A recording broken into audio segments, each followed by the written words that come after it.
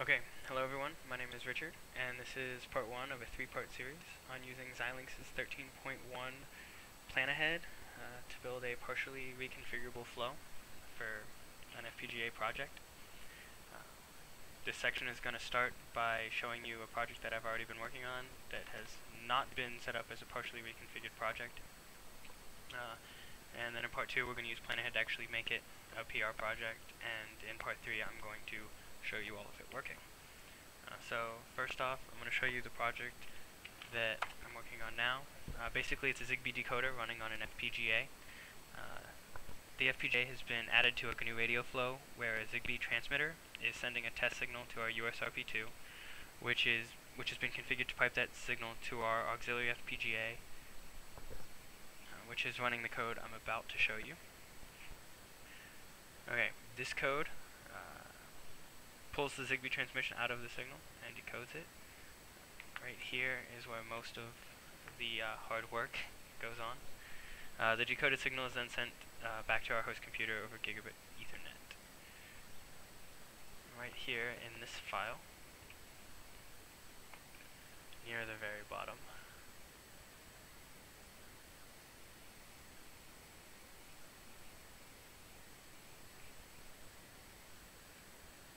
is this line.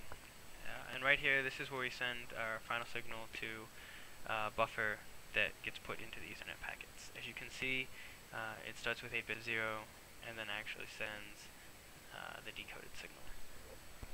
And this is what we're actually going to change later on, so remember that.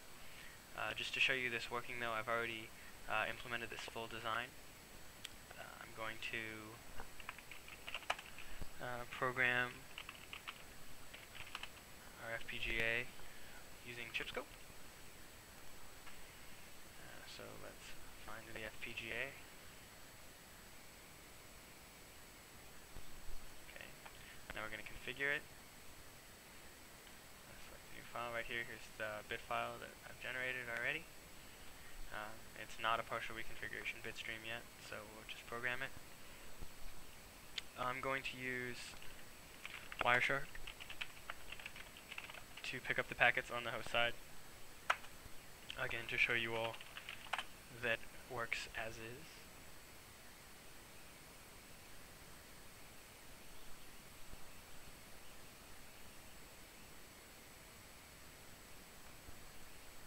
And like I said, we're using GNU radio. So this is just a Python script written for GNU radio that will tell the USRP2 to start sending its packets to the FPGA.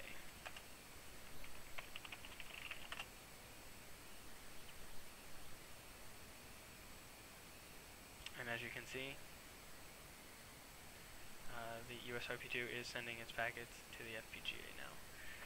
And if I go over, I have a Windows XP box set up that is running XCTU on a MacStream PKG USB board, Zigbee board, which is now going to start sending a test signal, and we received it, and you can see that it says radio testing down here, which means the radio is working, because we've received a signal on the FPGA and piped it back to our computer. Okay, cool. So now we're going to change this section. Just to show you something working, I'm going to change this and I'm going to change the byte out to force the last bit to be a 1. I've already implemented this project, so as you'll see here,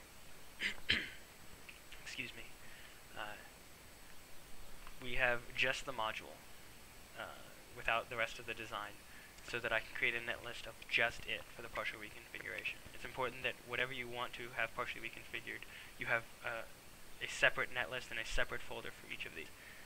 But again, if we go to this file, the symbol detector at the very end of it,